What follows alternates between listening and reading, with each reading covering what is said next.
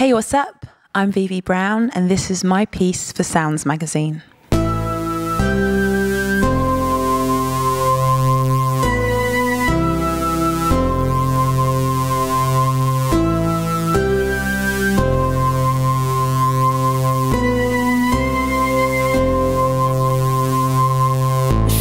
As I fall down to the ground. I was signed to Island Records and Capitol Records in America, and for me, I creatively felt like I couldn't make this record with those record companies.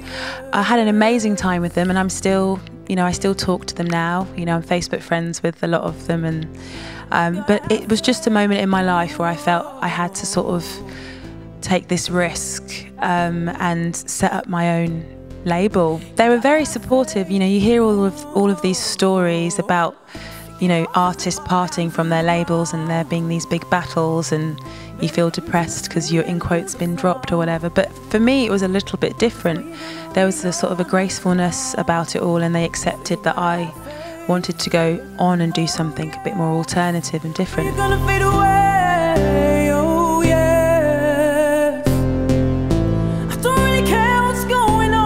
Samson and Delilah was my second album, and it was an incredible transition from the first, very different from the first record. So I was very nervous, but the reaction has been really positive, and I think it's the best decision I made to follow my instincts and making a more of an electronic record.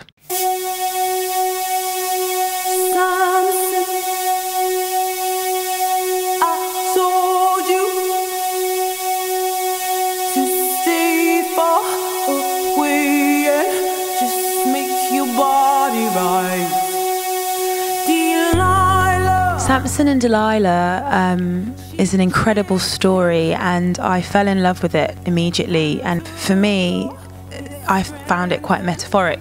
Delilah represents the corporation, and Samson represents the artist. And I think sometimes, not all the time, I don't want to sound preachy, but sometimes I think artists can feel crippled and compromised by the corporation, and so their artistic credibility becomes weaker than what it could be. When I left my label and did this new sound and was becoming truly Vivi, like the real artist that I always wanted to be, I felt like I gained my power back. And there's a part of the story with Samson where he gains his strength back after his hair is being cut. And I felt with this album, I felt so empowered, and it just felt so honest and so real to me. So yeah, that's why I called it Samson and Delilah. I set up YOY Records, which means You Own You.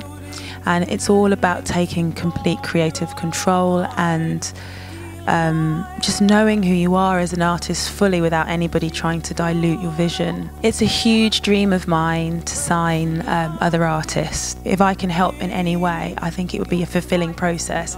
I've been in the industry for about 13 years now, so I think I'm at the stage where I'd like to give back and do something that doesn't just revolve around promoting myself all the time. So yes, I will release other artists, definitely. You Own You Records, I finally own my own creativity fully. So.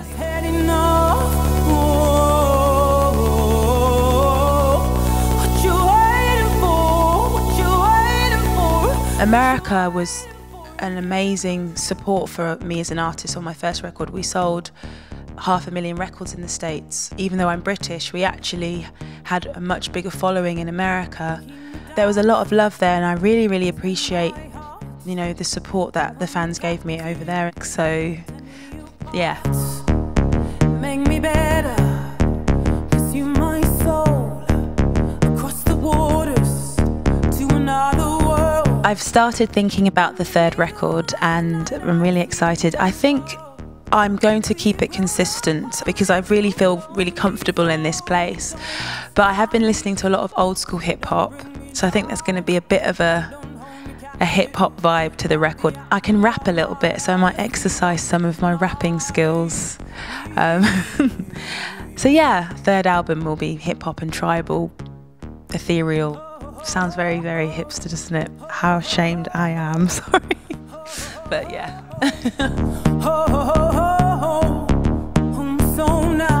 There are plenty of things that I'd love to do in my life. I'm really obsessed with desk spaces, like the business of desk space.